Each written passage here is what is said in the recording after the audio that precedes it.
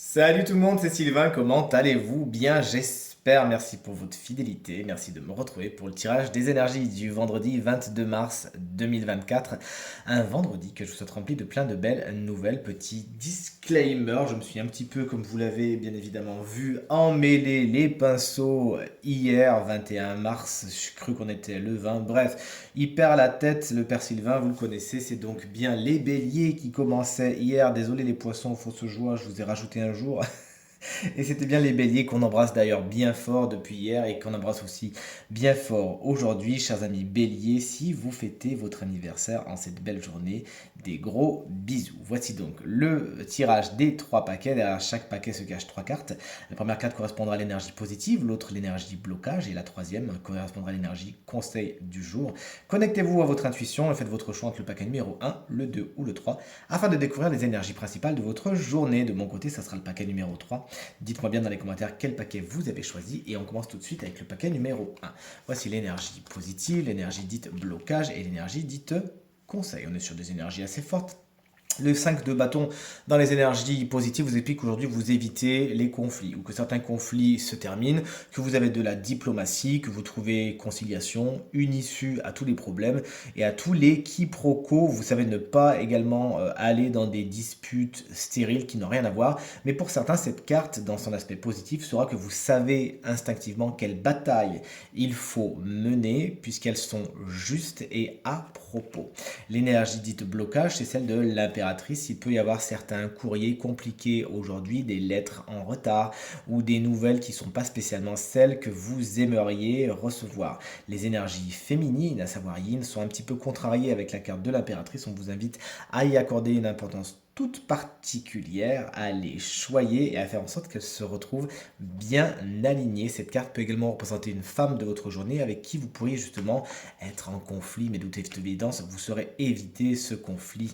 La carte du diable, dans un premier temps, vous invite, chers amis, à faire attention à vos finances, puisque c'est la carte générique des finances. Sachez leur accorder tout l'intérêt qu'il faut, regardez où vous en êtes afin de ne pas vous retrouver dépourvu. Mais cette carte vous explique également qu'il faut vous détacher de tout ce qui est compliqué, stérile, voire carrément toxique, que ce soit cette personne qui soit toxique, que ce soit ces conflits qu'on n'a pas envie de. Et bien justement, cette carte du diable vous invite à réévaluer certaines relations que vous vivez et dire non, ça de toute évidence, c'est pas pour moi, ça m'apporte plus de problèmes qu'autre chose, j'en fais table rase. Et vous auriez bien raison. Le paquet numéro 2, le voici, le voilà. Voici l'énergie positive, l'énergie dite blocage et l'énergie dite conseil. En énergie positive, c'est chouette, on a la route fortune, il y a fortune dedans, donc fatalement, ça nous parle de chance et de chance, pourquoi pas au niveau du matériel et du financier. Et cette carte vous explique également que vous passez un cycle, la roue est bien en marche, ce qui est en haut est en bas, ce qui est en bas est en haut. Toujours est-il que vous vous retrouvez au bon moment, au bon endroit. Il y a des cycles qui sont à l'œuvre et qui sont vraiment pour le meilleur. Vous arrivez dans un stade de votre quotidien qui est de toute évidence positif et vous fonctionnez avec ça. La chance, vous saurez aujourd'hui, profitez-en.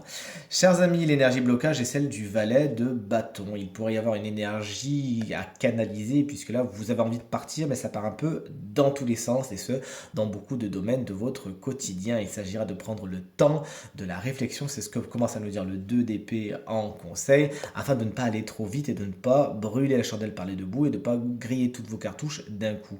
Ça peut être un personnage souvent plus jeune que vous, signe de feu, bélier, lion ou sagittaire, qui sera peut-être un frein dans votre journée dans le sens où cette personne va avoir tendance à puiser votre énergie puisqu'elle-même ne sait pas canaliser la sienne.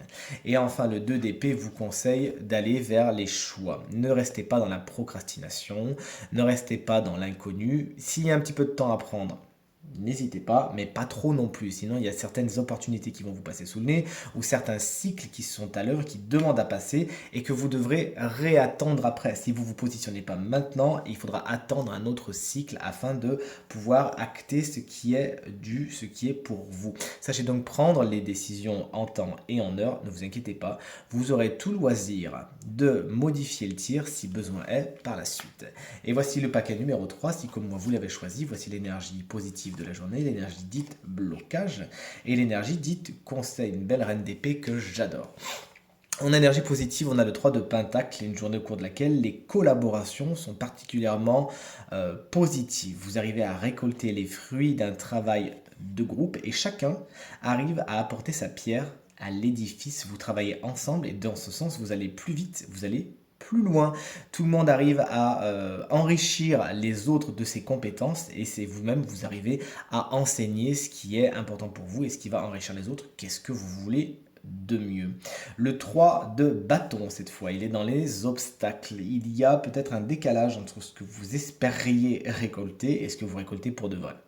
Effectivement, peut-être que des résultats se font attendre. Il y a peut-être des délais, il y a peut-être un rendement, alors vous me permettez la métaphore, hein, qui est moindre que ce que vous espériez.